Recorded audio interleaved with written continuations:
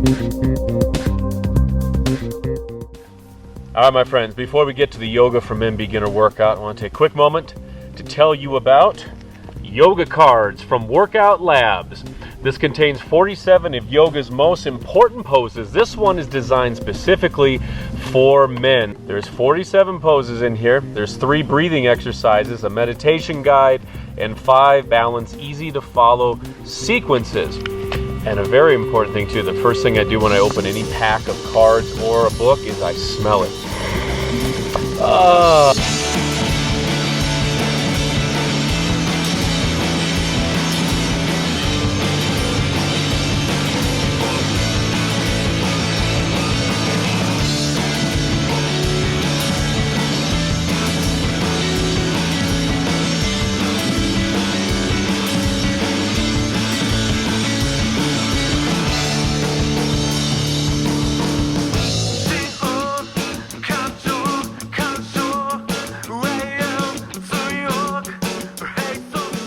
Okay, but it's like, I long to be crippled so I can play video games again.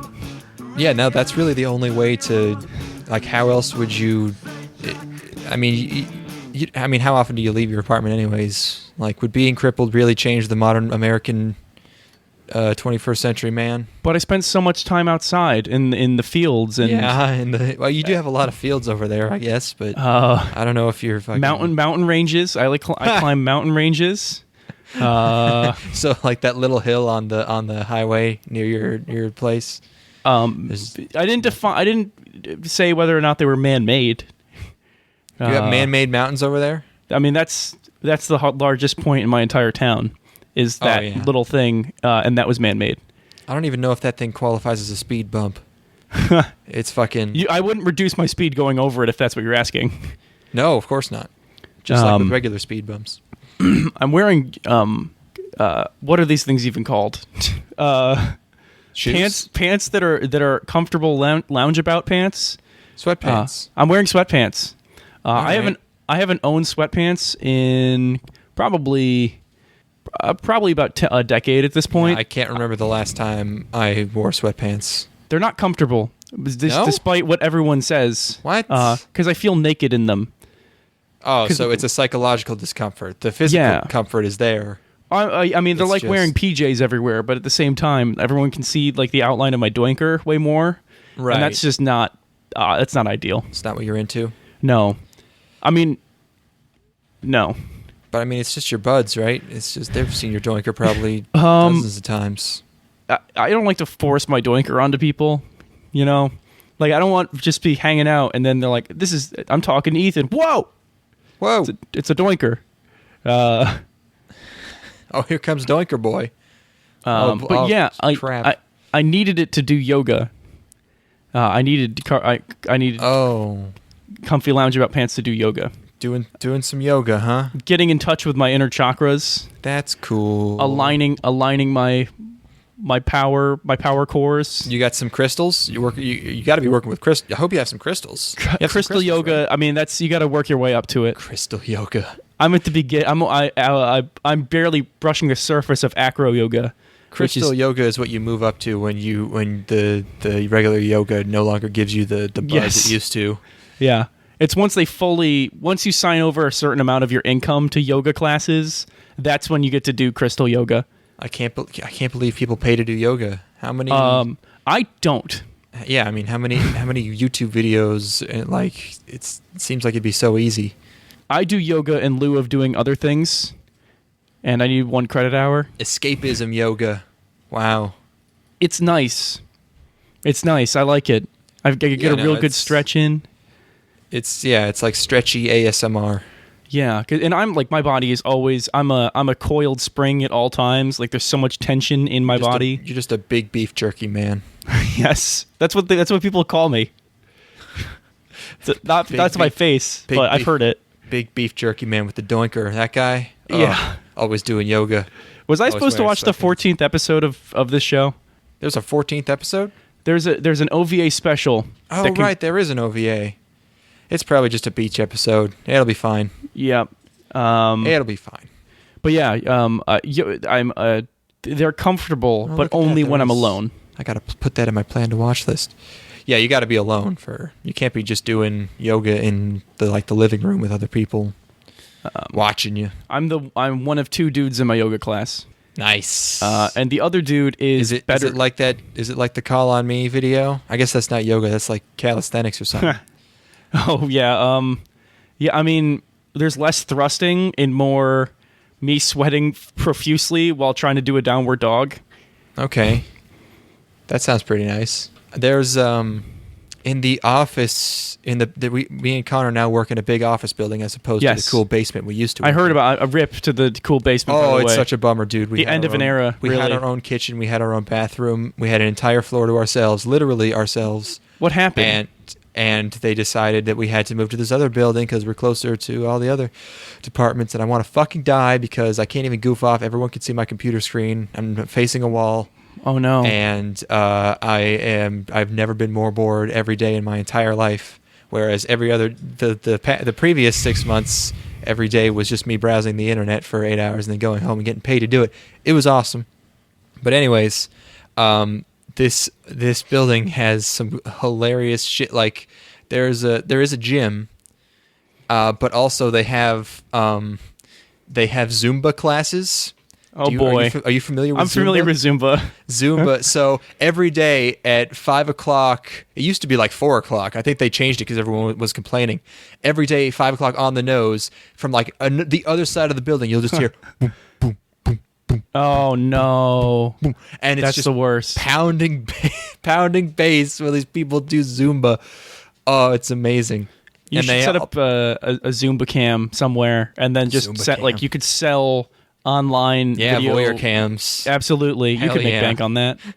I could make a lot of money at this job because I'm doing literally nothing all day. They have nothing for me to do because I'm an intern. But apparently there are other classes called body shredding classes, and whoa! one of the guys in my office participated in a body shredding class, and apparently the instructor pushed him so hard that his muscles got torn apart and his kidneys almost failed, and he had to stay in the hospital for a week. At least it lives up to the name. No, his body got fucking shredded. It's shredded, dude. Yeah, exactly. Truth in advertising, 100% accurate. And oh my god, 6 days in the hospital sounds like the most miserable. He wasn't even high the whole time. He was just sitting there all day. Do you remember? Do you think they give you a shirt that says "I survived body shredding class"? Yeah, my body's been shredded and I live to tell the tale. Yeah. He fucking all the doctors were just like, we usually don't see this in people under 80. It's just not really common in people your age. And that shouldn't be legal. And he's only a few years older than us. He's 27 or something. And he still subscribes to the philosophy of body shredding. He came in, and the day after he came back from the hospital, was like, yeah, I want to body shred again. I'm down to party once more. I've done really intense workout routines, and then I'll do one day of it, and then I'm like, I'm never doing that again. That's just bad. Oh yeah, no, it doesn't sound fun. Exercising hard is really, really bad, up to the point where you feel so terrible that you puke, and then you feel amazing because puking is the best feeling in the world. I did that once where I biked up this gigantic hill at 9 a.m. with no food in me, and I felt like I was dying, and then I heaved for a few minutes, and then I felt like I was fucking high for a few hours. It felt like I had just gotten an extra 8 hours of sleep. It was amazing. That's why you're supposed to go do physical activities when you have a hangover, because then you throw up and you get a really good workout in. Or you could just shove some fingers down your throat. Yeah, I think, you know what, now it makes sense. Bulimia is now, it's all starting to come into focus. It makes a lot of sense when you think about it. Mm-hmm. Absolutely. I have the poster for the thing we're watching up on my screen right now, and this isn't what this show is. What does it look like? The rah-rah lady is in shadow. And she's looking like a mysterious figure. Everyone looks kind of bummed rather than right. Yeah, and I think that might be on purpose. We're going to talk a lot about how much of this we think is on purpose or not, because it can be tough. So yeah, the Ethan, show, by the way. Yeah, it doesn't matter. We should stop introducing ourselves. No one fucking cares. Aw. Yeah. Well, I'm Ethan. That's Declan. God damn it. That's the last time. All right. calling a I'm I had to vetoing enjoy that. it while we had it. Okay. Yeah, but I decided we wanted to watch a show called Duel. That's the duel with a A, not a fight, not an Alexander Hamilton type sitch, but duel as in two. There are so many ways this show is spelled, and like I really don't know what the title is. Sometimes it's Dual Parallel Trouble Adventure. Sometimes it's Dual Parallel.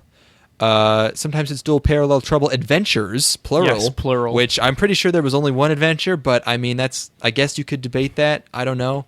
There's also Dual Parade Run Run Monogatari and Dual Parallel Loon Loon Monogatari. That's so the one I really, subscribe to. Really covering all their bases there.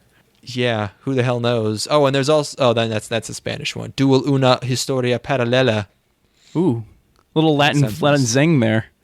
Some flair, yeah. This is a show from 1999, or was it 98? Wait, This is 99. It is 99, spring 99, and it's by AIC. It was created by Masaki Kajishima, the creator of Tenchi Muyo, and it was directed by Katsuhito Akiyama, known for our favorite Beyblade Burst. Let her rip. Let That MILF Rip, and Bubblegum Crisis, and I guess Thundercats? What? Weird.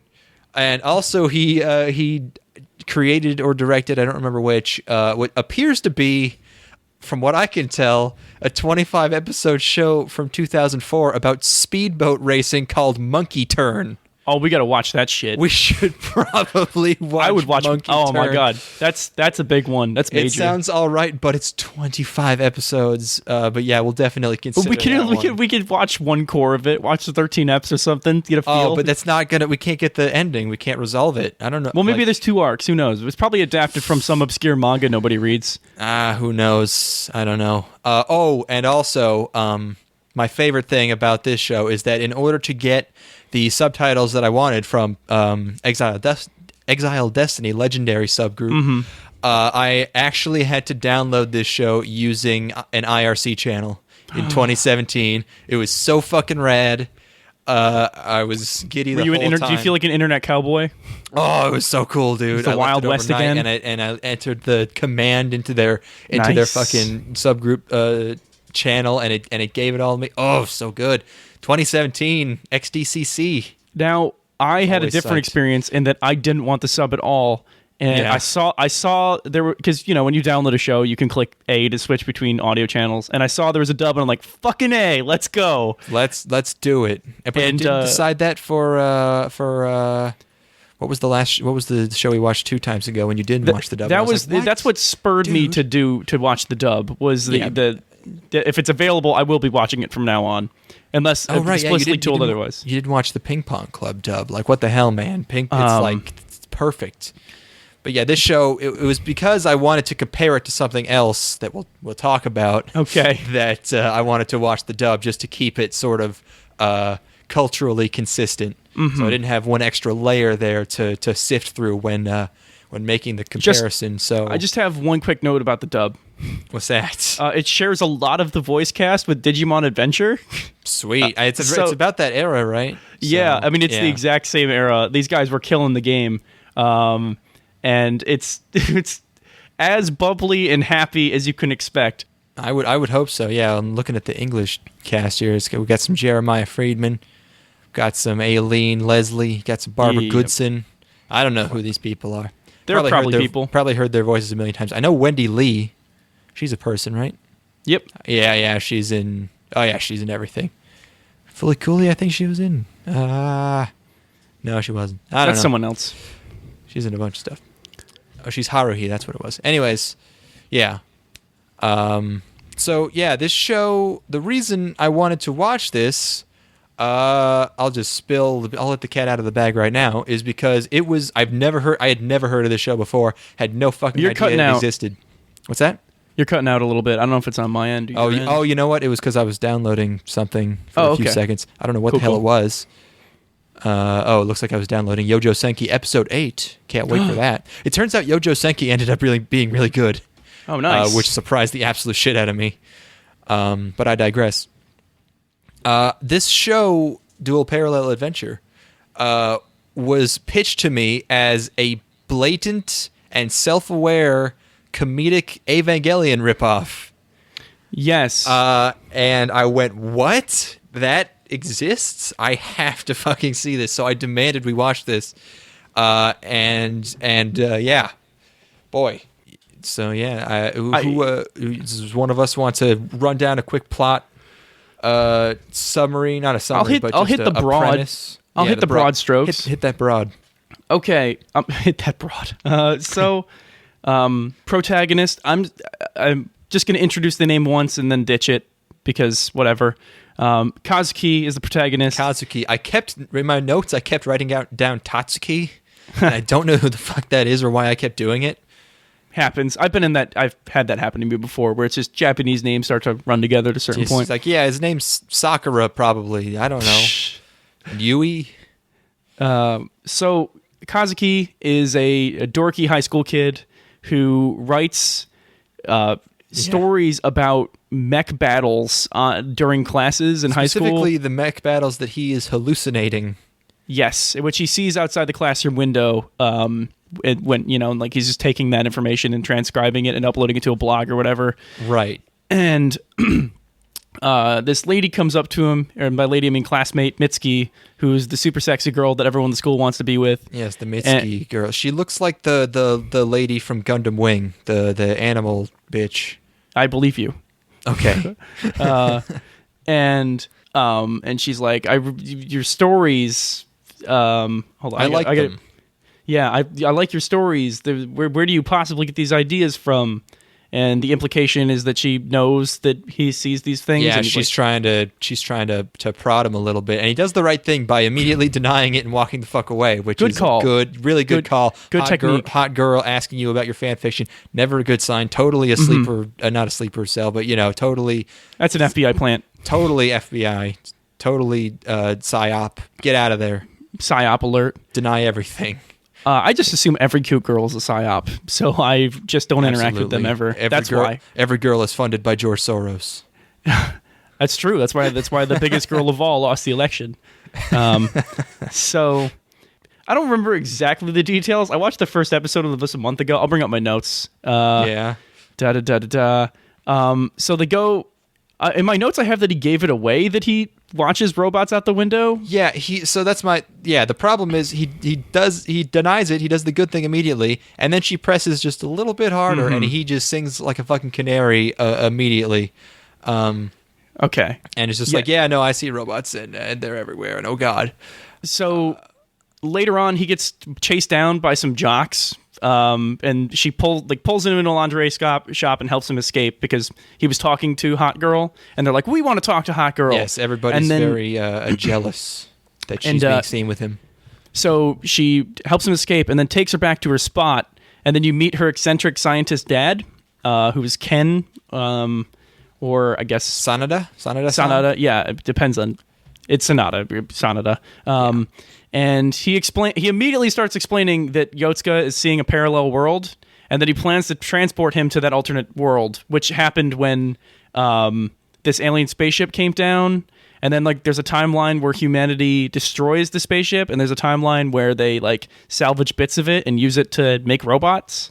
Yeah, well, yeah, no. The very first scene of the show is a construction site, and one of the low level guys, he finds, or they strike this thing with an excavator, and it's just this big monolithic ancient alien looking thing, and one of the guys picks up a piece of it and goes like, hey, what do we do with this? And the guy heading up the whole thing just goes like, just get rid of it. We don't got time to have archaeologists here. We don't want to deal with archaeologists on our site.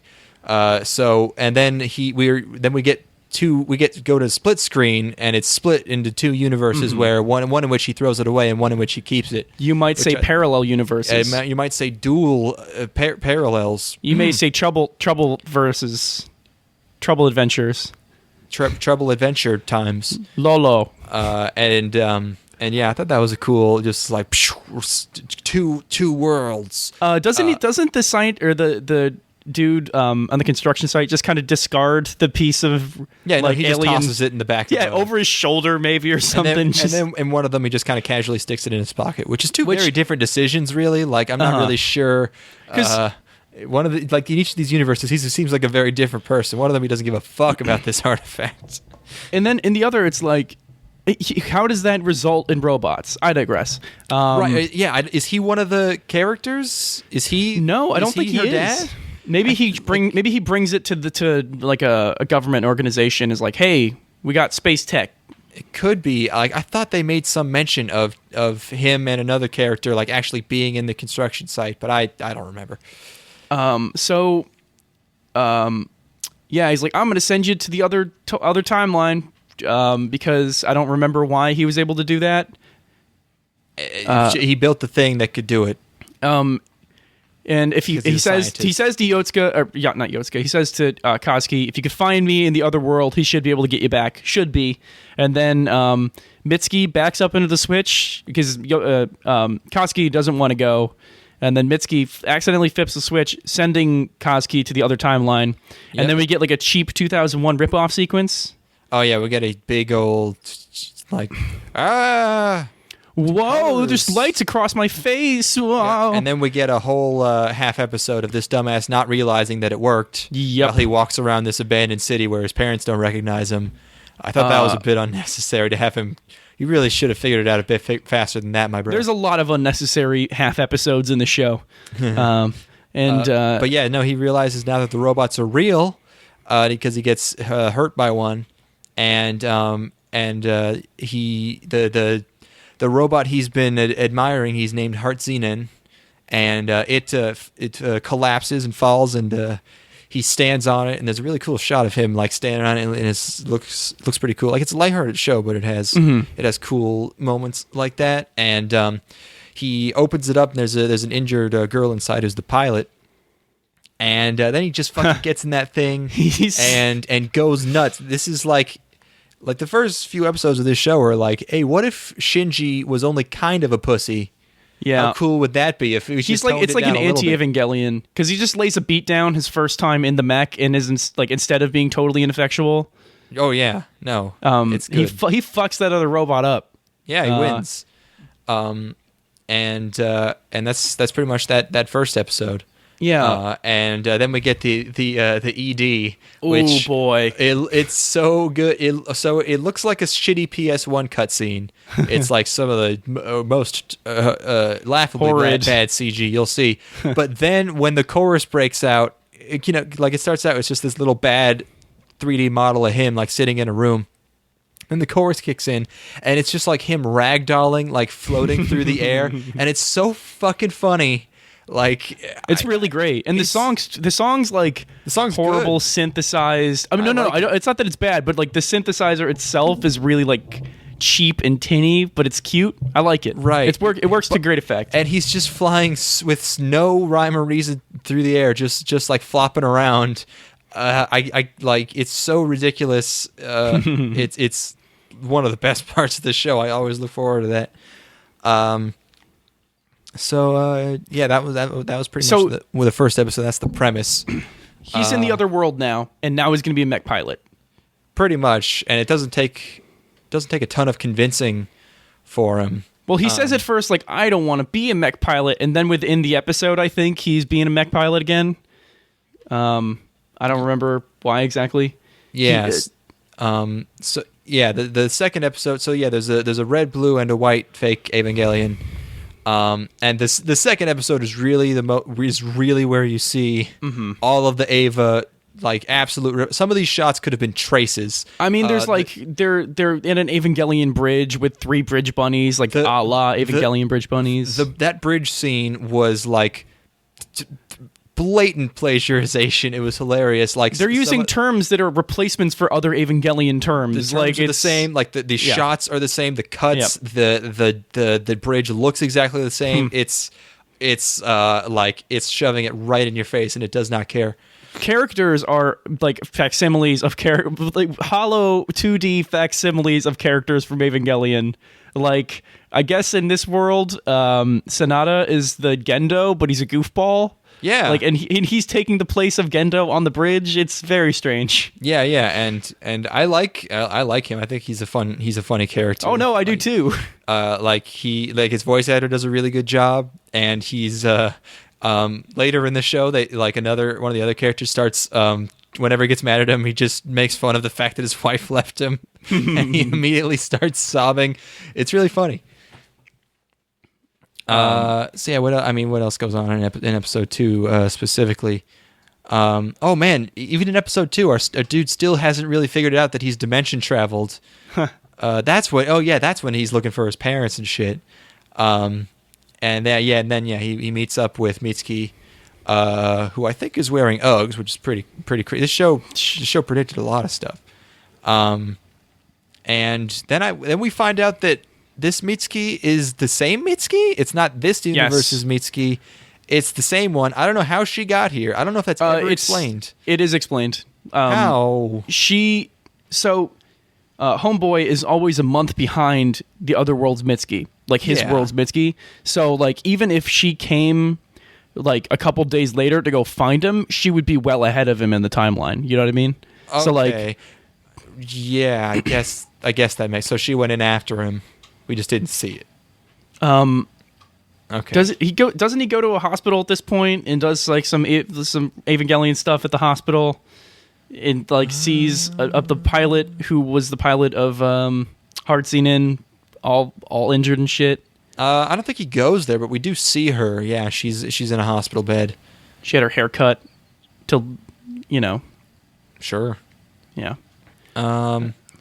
And yeah, then we find out he's the only male that could pilot the robots, which is they're like, again, this show's gonna start ripping off stuff that doesn't even exist yet, because that's just Infinite Stratus, and probably something else that's even earlier that I'm forgetting. But that's straight up, that's IS right there. There's a scene that's in the second episode that's rendered, like, the environment is entirely 3D for some reason. Sounds about right. And like, this show will jump to 3D for certain scenes, but not very frequently at all. Like, I don't know why. Oh yeah, no, I remember the 3D shots. There's only like 2 of them in like the first few episodes. It's when they're doing the fake Evangelion launch sequence, with the on the rails going up. I want to. If this joke hadn't already been done, I want to cut that into Rebuild of Evangelion. Yeah. Ran out of money. Shit. Yeah. So yeah. What's that? No, go ahead. Sorry, cut you off. Their enemy that they're fighting is the Ra-Ra army, and their spokeslady is a crazily dressed warrior woman who stands on the top of buildings, and gives like television speeches about what they're gonna do when they're gonna attack. So they set that all up. Yes, and this is where Mitsuki has his conflict of, like, he wants to go home, and for whatever reason, Kazuki wants to go home. Mitsuki doesn't want to go home because she's a pilot and she likes being a pilot. Yeah. Even though her father is back home, which is weird because those roles get kind of reversed later. Yes, and I don't know why, but so I'm not sure if you caught this, but is the name of episode 3 Illegal Guy? Yes, it was, actually. I think that's actually what it was called. I love that. It's fucking who knows, man. These names get kind of goofy at times. Yeah. And so yeah, we meet our emotionless green-haired Ray stand-in D. Mm-hmm. And she only opens up to Mitsuki. No, I thought she opens up to Kazuki. I'm sorry, Kazuki. Names. Yes, I think names get mixed up in my head. What is that? Dondere? I don't know. That's Kudere, or what's one of those? I always get those two mixed up. She's a bioroid. Yes. Who was sleeping in the artifact, and they made a human body for her to walk around in while she hangs out in there. And her soul is in her left eyeball and glows sometimes. Yeah. Sure.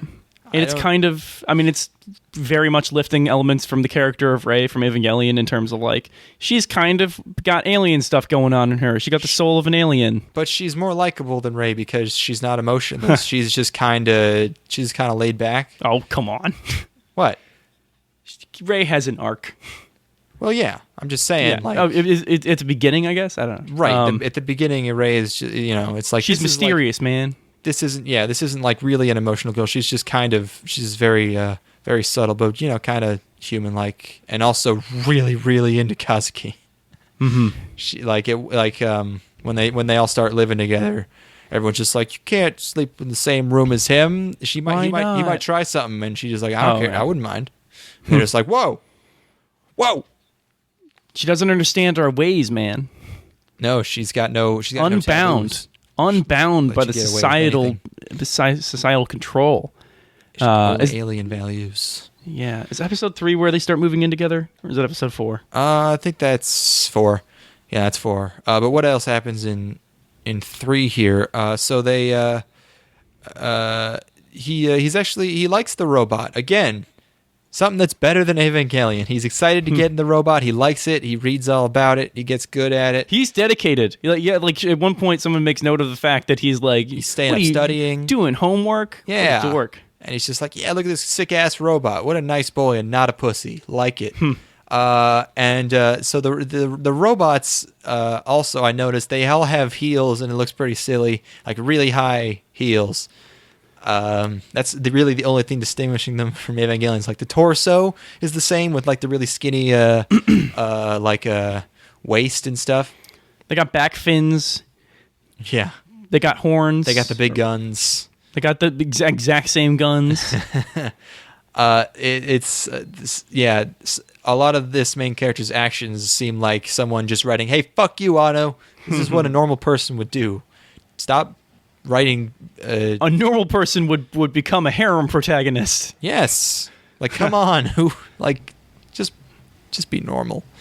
He agrees to become a pilot, and it seems like he's the only one like taking it seriously. Like everyone else is just like, why are you studying? Why are you trying to be good at the robot? It's like you seem like it's weird how. It's so lighthearted. Everyone else in the show is just like, hey, don't take it that seriously. We're just at war with robots. Like, what the fuck?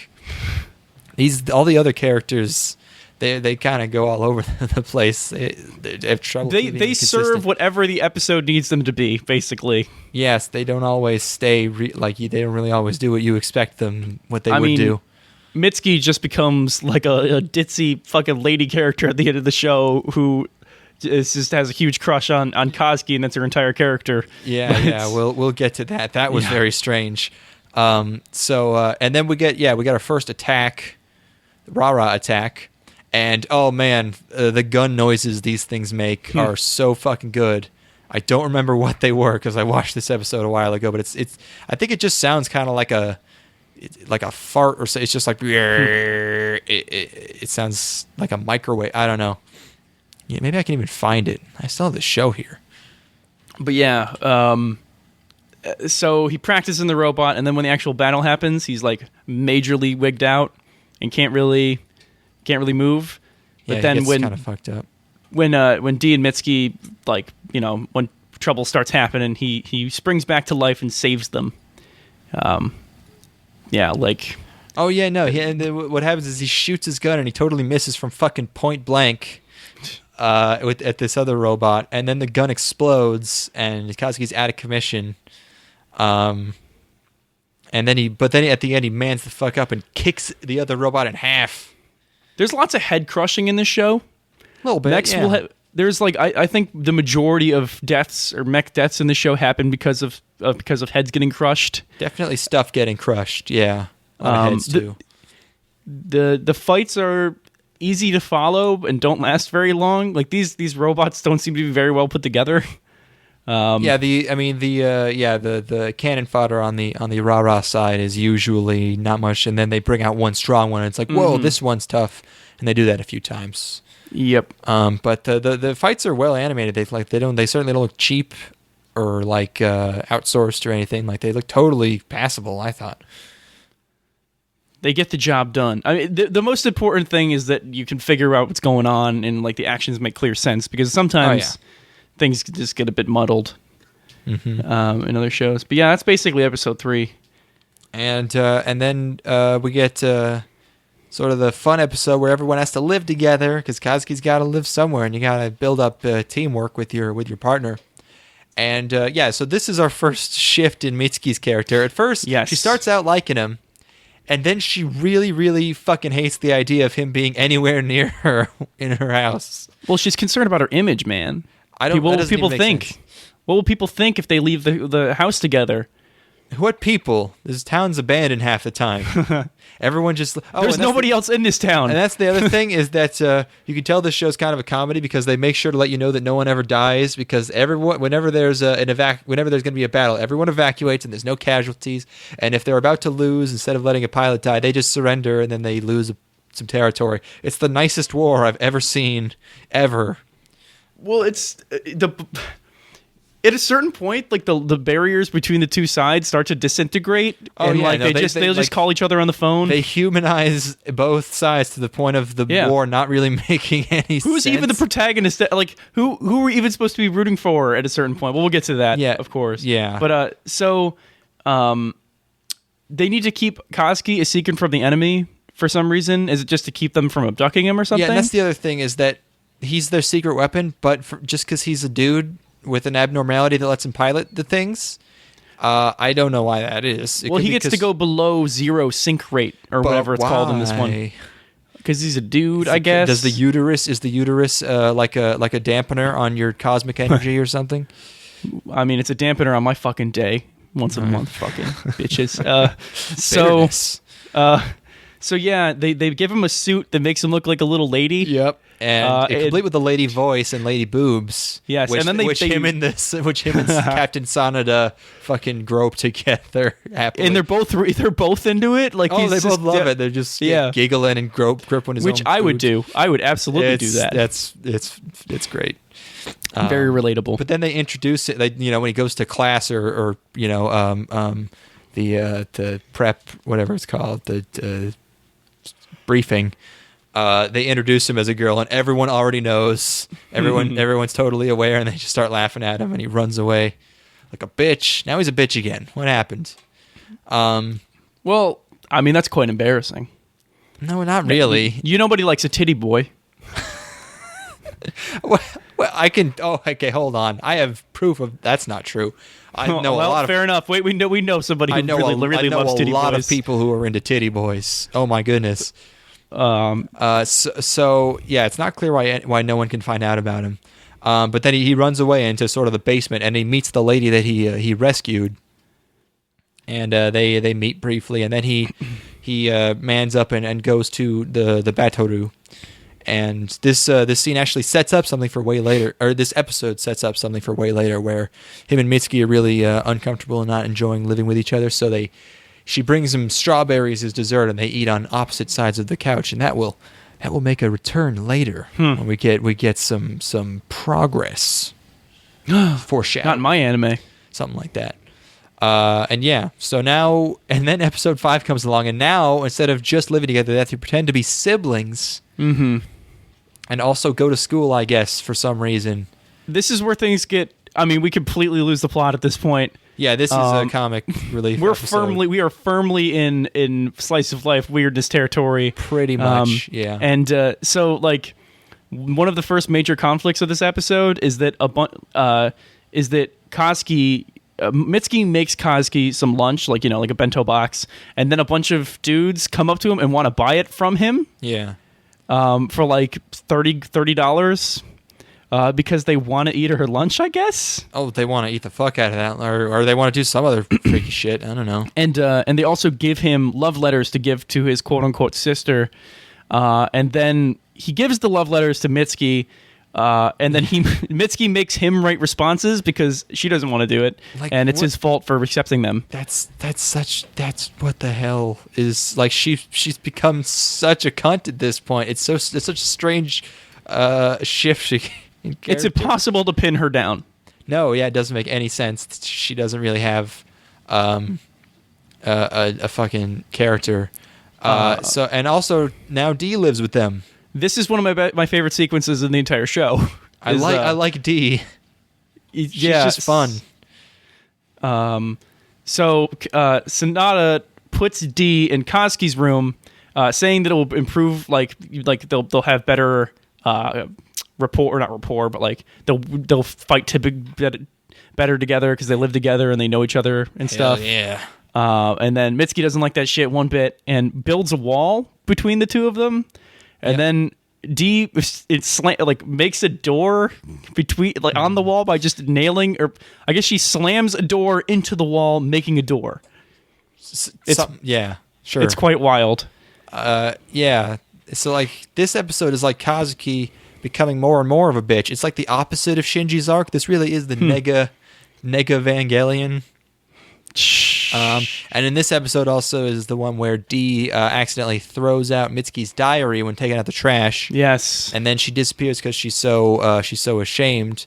And they all look for it in the dump, but they can't find it. But Mitsuki forgives Dee, and then they all go back, and then it turns out we get someone else in the house. The rescued lady, Yayoi, is now their new maid, I guess.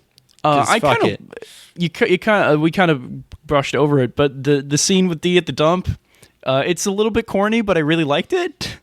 They're just digging through this trash in the rain. I mean, like Dee took her mech there to get there faster, I guess. And sure, it's nice. It's nice. I like it. I like Dee. Nice. I'm taking that clip and using that for my own purposes. Oh no, you're gonna defame me. Certainly. Everyone's gonna think I like the penis. Plan. What's slander? Is that slander? Probably in the 60s it was. If you said it out loud, it would be slander. If you just like released a misleading clip, I don't know what the hell that is. Yeah. Something. So Yayoi moves in, and then we're on to the next episode. We're on to the jealousy arc. These two ladies are now competing in cooking. So now Mitsuki likes him again, I guess. I don't know. Now she's just some kind of tsundere. She's jealous. She's jealous of the attention that Yayoi is getting. That Kazuki's getting from Yayoi. I guess that's the relationship they're forming. Yeah, she doesn't like another lady being there to cook for him, so they compete in cooking, which is pretty rad. This dude's living the dream, and he gets 2 meals per meal now. And then also Yayoi is their teacher. Yayoi Schweil is her name. Are we introduced to the 2 dude characters at this point from the classroom? I think so, and they're basically like Shinji's friends. No, well, they're basically Shinji's friends without any character traits. Oh yeah, they're not around that much. They just want to fuck his quote unquote sister. That's just they're like audience members. They're like the peanut gallery, just there to say like, oh, that girl's sexy. Let me fuck your sister. God damn it. Oh, you're so lucky you get to fuck your sister every day. God damn. And he's like, I know I am. I would so sell those bentos. I mean, $30 a day. That's like kidding me? That's like a part-time job.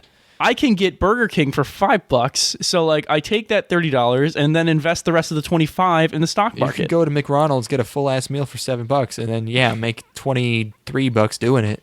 You're making $25 a day for no work. You put that in the market, you're retiring by the time you're 45. You could be on top of the world by the time you're 27. This is great. Maybe a billionaire by 30. Well, I wouldn't go that far. Also Miss Schweil is their robot instructor, so she's always gonna be around now. More jealousy. And this episode is great because Yayoi's Mitsuki tricks, or basically sabotages Yayoi into getting a marriage interview from her grandmother, who's also at the base. I don't know why she is there, but she's doing something. So like she takes a bunch of pictures, I guess, of Yayoi and puts it into some kind of drawing or raffle for this rich dude to marry. And the grandma's trying to marry her. And this grandmother has never failed. Everybody she's ever paired together has gotten married, which is insane. She's the matchmaker. You fucking elope, you get married, you don't even want to know what happens. The best matchmaker this side of Israel. Yes. Or Russia, or wherever that movie I guess took it was place. Russia. It was in Russia. Yeah. So fucking, this is a great premise for an episode because they create this intricate scenario where if they let the battle go too far in one area of the city, the marriage interview gets called off, and I guess it can never ever happen again. So Mitsuki is desperately trying to keep it within this radius so that the marriage interview succeeds. And at one point, Kazuki knows what's going up, so he's purposefully throwing everything and fucking up on purpose. Well, Yayoi provokes, asks him to do, or basically says, hey, it would be a shame if this interview got canceled because she don't want to marry this guy. And she had to take it for some reason. I don't know why. She gets, kind of guilted into it, or just, I too got guilted into marriage. Oh, bummer. That's why you do yoga now, you poor fuck. Mm-hmm. Bummer. Hey man, a happy wife is a happy life. So yeah, and then they do end up they fight into the place where the interview is happening. Yeah, they're fighting all these big worms, and they're just letting it tackle them into overpasses and shit. And and the fucking the marriage candidate dude, there are some moments of just bizarre comedy, not just gag comedy, but really out there stuff where abstract. This marriage interview guy, he has a tooth glimmer shot where he smiles and he gets a little ding, but then he just freezes like that, and he doesn't move, and the tooth glimmer stays there for the rest, and he never moves for the rest of the fucking episode. It's really good. At one point, he just fucking falls over with the tooth shine still going. It's such a weird goof, but it's amazing. It's a commentary on nice guys. It's fucking hilarious. That I could not believe how funny that was. That was out of nowhere.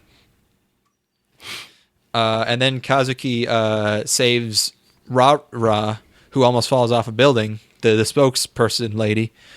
Miss Rara or whatever her name is. Then the two other women get mad that he saved her from splattering onto the fucking ground. But but nobody dies in this conflict anyway, so you can't really hate them that much. I don't. Yep, it's just why'd you save her? She's the enemy. We want fucking blood. So they don't cook his dinner because he didn't. Well, it's because she's another romantic prospect, man. He can't be having that. I mean, I guess. Because she's female. Even women will throw each other off buildings for love. He doesn't even know her. He's never, whatever. I don't know. Just the potential there. Potential. Yeah, I don't know. Everything with a vagina is a huge threat to them. They're very, very insecure. They don't have very. That's why they need a male pilot to keep this shit to keep this ship going. Men. It is implied at the end that he's the only reason he's so fucking powerful is just because he's a dude, and I don't really know what that means. They don't really go into that. Maybe they're trying to create mystery like Evangelion did by not explaining a lot of things. Maybe they're trying to cop that too. I mean, I was certainly lost most of the time, so they nailed that shit. So yeah, episode 7. I was pretty drunk for this one, so I wasn't sure what was going on. It seems like the first half of the episode is just kind of everyone hanging out and having a good time. It seems like they've settled in. But then they run into a big humanoid-looking deflecty robot that blocks all their big gun bullets. Mm-hmm. So, and then we get this really cool shot of this thing making a big low-pressure system, and it's a cool the atmosphere's bending. It looks awesome. And we get the music playing. The music playing during the scene is great. Not Ava ripoff, but actually it sounds like Dragon Ball Z music. It's pretty cool. And yeah, so this is our first good robot that they're fighting, and everyone's getting fucked hard. And Kazuki is getting hugged hard. The robot's grabbing onto him. It's kind of silly when he just runs off with Kazuki's robot.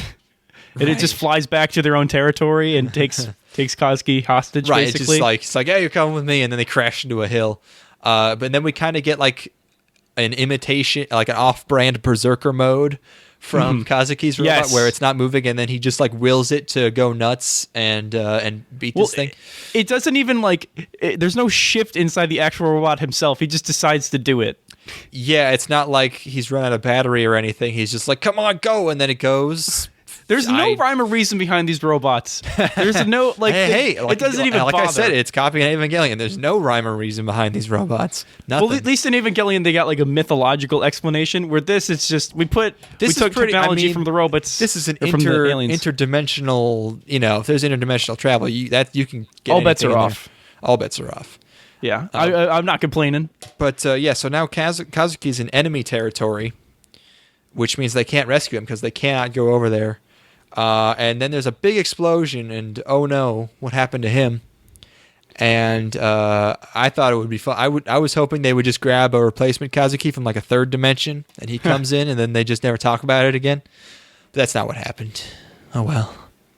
No. Well, what happened was far more in line with the rest of the show, and far more in line with Evangelion, because we get an episode where Kazuki's like missing, and everyone's worried about him, just like Shinji was absorbed in Unit 1, right? Mm-hmm. Except he's not absorbed in anything; he's just in the woods. Yes. And I guess the another blatant Eva takeaway is that robot that they fought last time was the original that their robots are based on, except it's not like a biblical magic alien thing. It's just a cool robot, I guess. I don't know.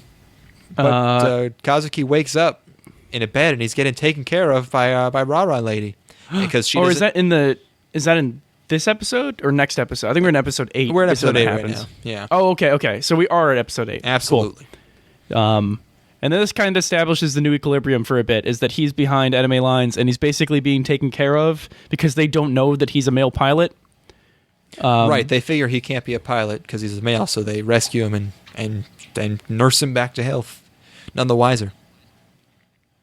Yes. And so, yeah, he gets to see what their lives are like for a little bit. Turns out they're not that much different from us. The Lady Rara, it turns out she has a normal getup, and it's fucking hot. It's like momcore, and it's so cute, and her hair is nice. And it turns also out she's Mitsuki. Well, hey, hold on. Oh shit! Sorry. It's fine. It's literally like. But the thing is that she self hypnotizes to become Lady Rara because it's too embarrassing because she's so ridiculous. She fucking revolver ocelots herself to convince herself that she's a crazy warlord. Is she quadruple agent like Revolver Ocelot? I think it's only I think it's a single agent, but she still has to. She has to take a few shots to loosen up, I guess, before she stands on buildings and shouts about world domination. So at first I thought she was Mitsuki's mom. Because she looked older to me, I guess. It's the haircut, man, and the clothes. It puts 10 years on a girl to put her in mom clothes. And the mom clothes. By smothering her girlish figure, you're making her look like a frumpy old bag. Oh, but like a really hot frumpy old bag, like a mid-30s. I didn't say it wasn't hot. Housewife. So yeah, she is Mitsuki, but she's way nicer in this universe. She's great. She's adorable. She cooks dinner and she likes it when he eats your food and likes it. And he eats dinner with the Raras, the family. New Mitsuki, it turns out, is not so hot on their whole the thing they're doing. Mm-hmm. And so it seems like this dude is a pretty easy out because he can just say, hey, let's go back to the place where I am from. But then he finds a weird artifact thing in like the woods and gets teleported underground where he sees some weird shit. And New Mitsuki, who I'm just going to call New Mitsuki, she has some friends who like to help her out. So they bail Kazuki out and let him escape. They're like her lady friends, and they're like, oh my god, you like him, blah blah blah. Yeah, so they're trying to get her that Kazuki dick. I like the kind of self-aware situation where they're just like, he doesn't seem that special, but she really likes him. I don't know. He's not very good looking. They say at one point they say like, is he cute? And he's like, yeah, he's okay. He's normal. I don't Which know, is pretty. I liked that. Was probably my favorite joke. Makes her happy. So yeah, by the end of this episode, he's back. He gets transported back in a pod, and old Mitsuki shoots at him just to fuck with him, I guess. But For what reason? because she's mad or something. But Dee is sure glad to have him back. She just faints. I love Dee.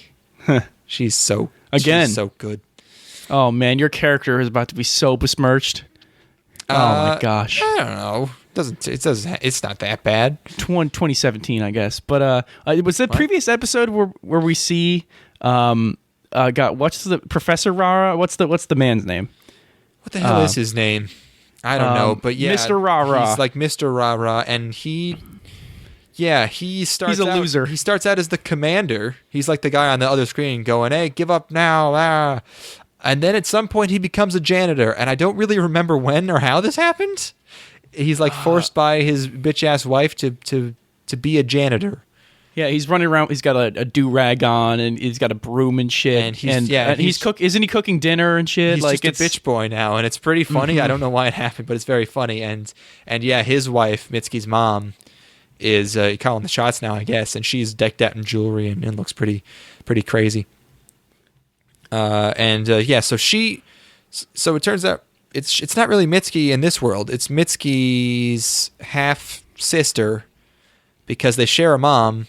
But in this universe, she's Mr. Rara's daughter, whereas in the other universe, old Mitsuki is the daughter of Dr. Sanada. And in the old universe, Mrs. Rara left him and ruined him as a man. And in this one, she's just whipped this short pudgy dude, which is funny. She's a real shrew. She's really the only antagonist, I think. Everyone else is just like, I don't know, I'm just part of this army.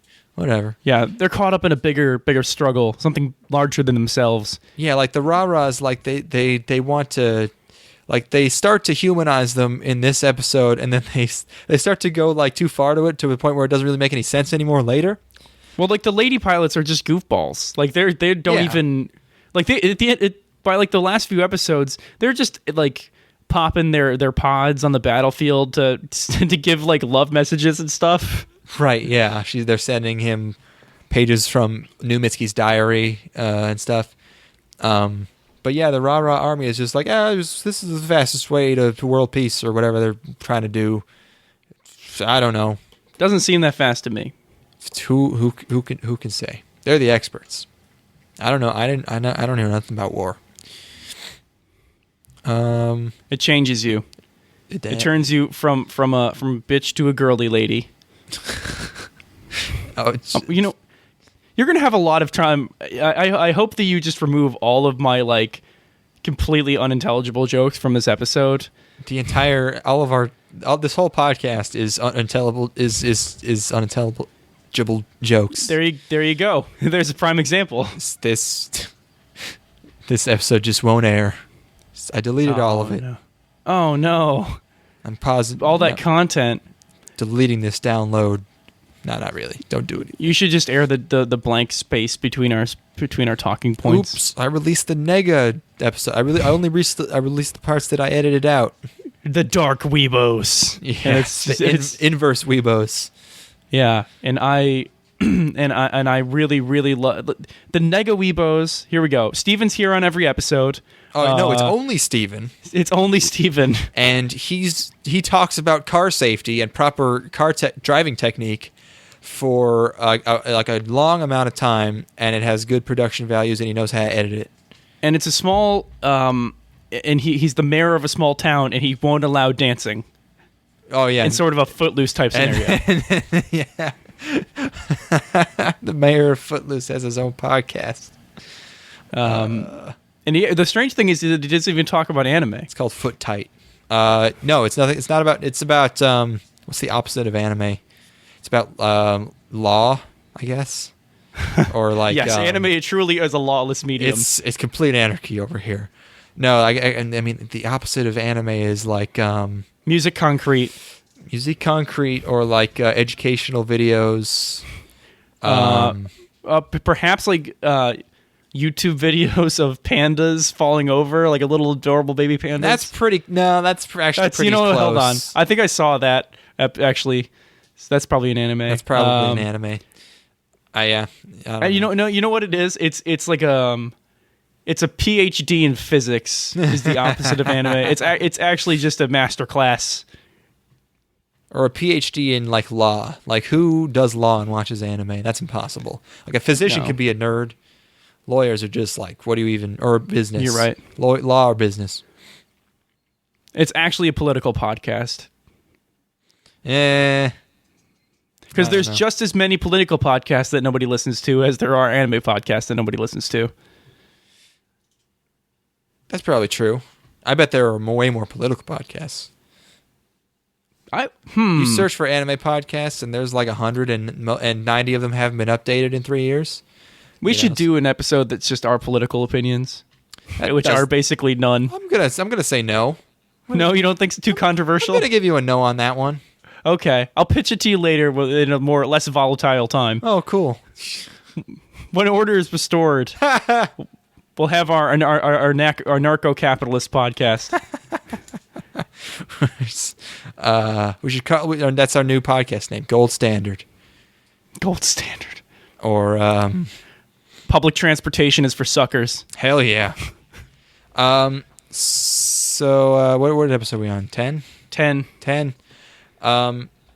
Wait, no, we're not. We're on 9. We're on 9. Don't fucking trick me. Wait, hold on.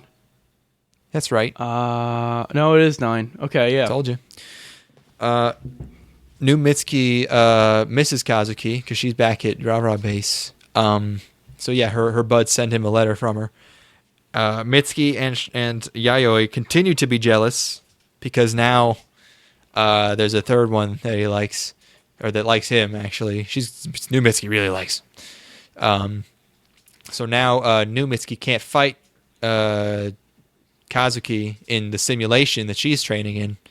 And then she tries to escape but can't because her mom knows what's up. So there's a big fight coming. Rara's got better robots now.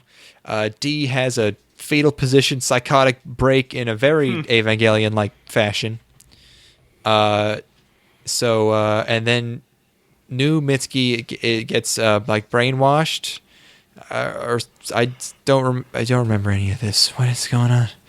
Kazuki tells Mitsuki about New Mitsuki because she didn't know. And then a new ripped as hell robot shows up, and his name is Zinv. Is that Kazuki's new dope robo? And yeah, Kazuki gets absorbed into the new robo. He just gets teleported like that into robot. it. And I like the design of that robot. And he beats the ever-loving shit out of New Mitsuki's robot, and he saves New Mitsuki and takes her in. Yes. Yay. What a hero.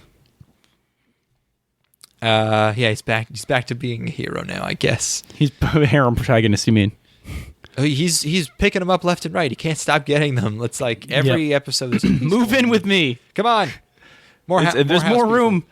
I got a closet you could sleep in. Perhaps under the stairs. Yep. And that's all that. That's really all that happens in that episode. It's just a fight. So then New Mitsuki is now hanging around the base, and also she lives with them, of course. Our dude is getting 3 meals a meal. 3 ladies know how to cook. It's great. Isn't this the episode? So they all make him a meal and present it, and then D just ruins all of them. D there's just like a really quick shot of D just pouring like curry on everything, and they're just all like, "Oh, okay." Again, I don't know why D does the things she does, but it's great. It's cute when she does them. Right? Yeah, because she just doesn't know about our stuff. It's fine. What a goofball! What an original idea! What a character. And then another very not Shinji move is Kazuki asks New Mitsuki out on a date, which I'm glad he gave up on old Mitsuki because she's just a cunt now. He had to be forced into it. A little bit. He takes some convincing. Then they're not able to go on the date because Mitsuki gets Men in Blacked. They decide that, oh wait, she's literally the enemy's daughter. We probably shouldn't have her just wandering around. So they take her in some tinted out window vans and start to drive her away. But then Kazuki stands in front of them and says, "Hey, don't do that." So they change their minds. And then they do another battle, and Kazuki's cool new robot gets fucking vaporized. Yeah. Yeah. And everyone's like, "Oh no!" Kazuki. And then it's on to the Katsuki. next episode. Next episode's crazy. Lots of stuff goes on. High concept. Whoa. So yeah, so Kazuki wakes up in his own world, but he doesn't realize it's his own world Right. at first, because he's still in the mech when he wakes up, right? Yeah. Yeah. And so he goes and finds Sanada, who has been working with the Rara of this world to figure out the parallel dimension stuff. Yeah, I was wondering And- how long it was going to take him to realize he got back to his own universe. But it does it in a reasonable time.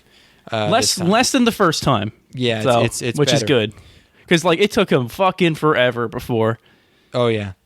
There.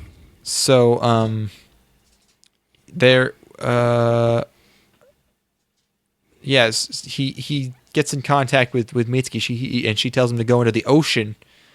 And yeah, now that the Rara guy and Mitsuki's dad are working together. And this was when I was getting confused. I was like, wait, was he your dad in the other universe? And it's like, oh yeah, he was. All right, sure. And it's been a month.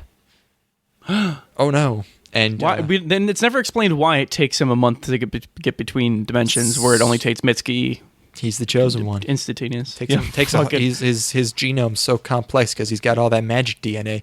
Takes them a month to synthesize him over there. It takes more time because there's more. I mean, men are more intelligent, and it just takes to take that intelligence and transfer it across a dimension would take far longer than to take the simple mind of a woman. All those neurons got to get copied over. Mm-hmm. It's like cloning a hard drive or something. Yeah, or something. Or something. I don't know. Oh boy, I should have had some coffee before this. I need more pep in my step. I started drinking coffee because it's in my office and it's free. Mm-hmm. So instead of taking modafinil, I'm just like, I'll just drink coffee. And I had 2 cups a day. And the crashes, man. yeah, no, I drank one, and then a few hours later, I just started to get so anxious that I was like, oh God, I just need to drink another cup to bring me back up until I can get home and take something that will allow me to relax. And it worked out pretty well. Yeah, it's really a vicious cycle. Now you understand. I got a detox. You definitely do. I've been getting a lot better sleep, and it turns out that there's no match for getting like 8 hours of sleep a night. You can't just do 4 hours and then take caffeine. It's like you feel like a complete person the entire day. It's amazing. It's good if you're able to do it multiple days in a row. I feel like one night of 8 hours sleep doesn't do that much, but like last time, I tried to go to bed early like once, like 10:30, and before I did that, I thought to myself, if I fucking wake up at 4 a.m. and am not able to get back to sleep, I'm just never doing this again. I'm just getting 6 hours of sleep because fuck it, I'm not wasting all that time in my life just so I can get fucked over. And then I woke up at 4:30 and wasn't able to get back to sleep. Then I tried to get back to sleep and just drifted in and out of horrifying nightmares for hours until I had to go. I like the horrifying nightmares. They're kind of like a little adventures. It's like, it's just every few minutes you just like you're doing something in your house and then something absolutely terrifying happens and you are ripped from one world to another, and it's absolutely and then you realize you're in your body in your bed and you go, oh fuck, what was that? But you're really alert after a nightmare. It's nice because like how it's I'm easy just to just hit that confused snooze because button. I'm just barely awake and I'm just like, oh God, that You're trying to know if it's, oh God, I don't have a horrible gash in my finger. I just like 8 seconds later go back to sleep, and then I'm in another fucked up nightmare. I had a dream where I went through my entire morning routine, and I had just gotten out of the shower and I was ready to go to work, and then I fucking got ripped out and was back in this world asleep at like 6 a.m. I was like, fuck, I did all that. I was all showered and ready to go. I was excited. David told us when David was visiting and you were visiting. Yeah. He had the same dream of waking up 6 times in a row. Yeah. No, he smoked a bunch of Blue Lotus and then dreamed he was a serial killer. Yeah. Dreams. I had a dream this morning that I I slit my finger on a knife, and then I'm like, oh, I wonder how bad it is, and I like held it sideways so I could get a good look at how deep the gash was, and I was down to the bone. I'd cut my finger down to the bone, and waking up and realizing that I did not have to go to the hospital was a really great experience. Oh yeah, the relief you feel. Oh yeah, no. When I have a dream that like I signed up for a class at the beginning of the semester and then never ever went to it because I forgot about it, and then the finals tomorrow, and then I wake up and I'm just like, oh god, I have a job. Oh. Do you ever have a dream of running somebody over, and then the relief you get of realizing you didn't run somebody over and your life's not ruined? No, that's great. But that sounds like something I would have. Like, yeah, that sounds amazing. That sounds fantastic.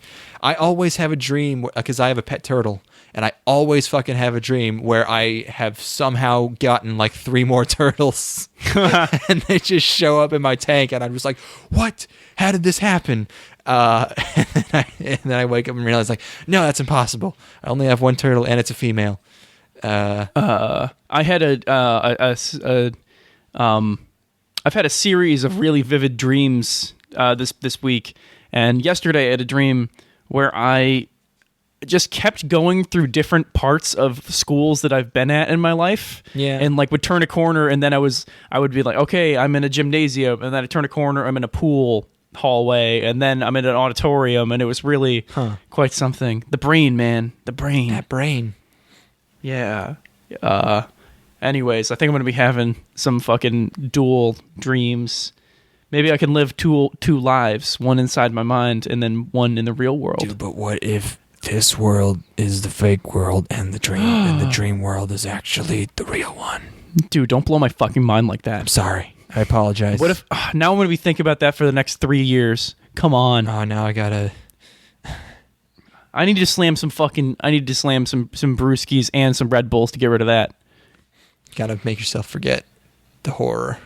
Anyways. Episode 11. He's back in his universe. And then this is where the weird everyone's character change thing happens, because also he meets Yayoi, and she has long hair here. Mitsuki came back before him, which I don't think they explain how. I guess she went in after him again. I don't know how. This is when they explain that. How do they explain that? How did she's back, and they don't have the power to transport her in the other universe. So how did she get back here? She just shows up. That's a great question. Well, maybe they figured out how to do it in the other universe. But I don't know, because they say it's later when they send him back that he won't be able to get back because it hasn't been invented in the other place yet, except by the enemy. So how'd that happen? I don't know, man. I didn't write the thing. All right.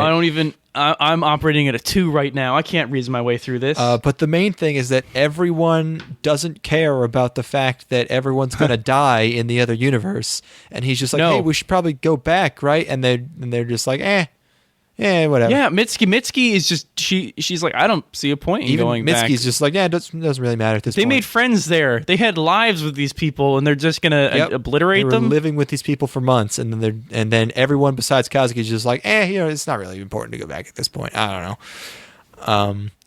But we're safe here. That's all that matters, right? So, then him and Mitsuki, so they made up a cover story because his parents are alive in this world and they know him, but because he's been missing, they made up a cover story that he and Mitsuki have eloped, and Sanada and Mr. Rara have this science facility where they're conducting experiments, and Kazuki and Mitsuki are living near it so that they can participate, and they're living together. And then there's a scene where they go and visit his house, his parents' house. I don't know why. It's just been like, hey, look, it's your house again. Cool. I guess it's just an excuse to have her find his porn magazines, because that has to happen. Yeah. Oh, and then they kind of like have some. Don't they have like some slice of life stuff in this world before they decide to go back? Or am I wrong? I mean, what else? They sort of hang out on the beach. Right. Oh, they don't they have like an end of Evangelion thing where they're looking out at the water and? Oh yeah, there's a very. It's more. I mean, it's lifted, or it's more of a after Kaworu dies and they standing out by the orange water, very very much like that, and I think it's exactly the same poses too, or one of them standing and one of them sitting down. Could be.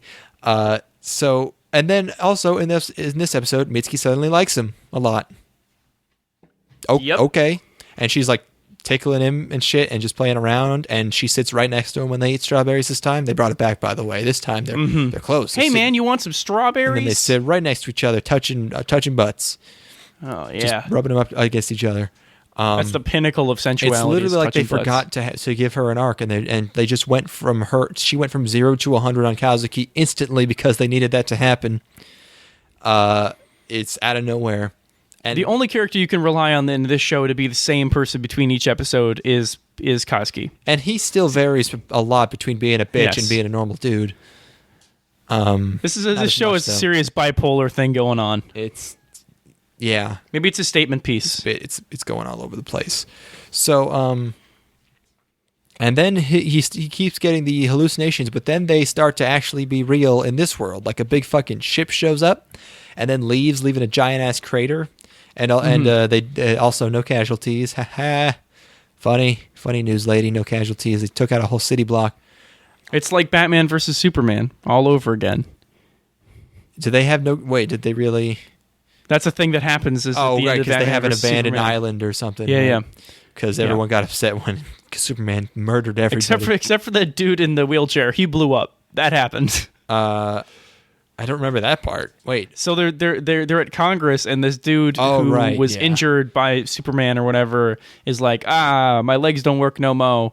And then Mark Zuckerberg straps a bomb to him and then pushes him into Congress and then sprints away. And he's like, ha ha ha ha. And then he blows up and kills a bunch of congressmen. Yeah, those people definitely all did die. But they weren't collateral damage. That was a plot point. So they had it coming.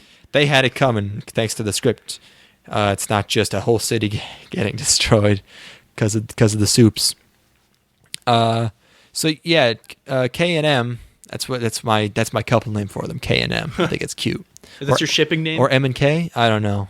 I don't know which one rolls off the tongue better. They're hanging at the beach, and then a robot.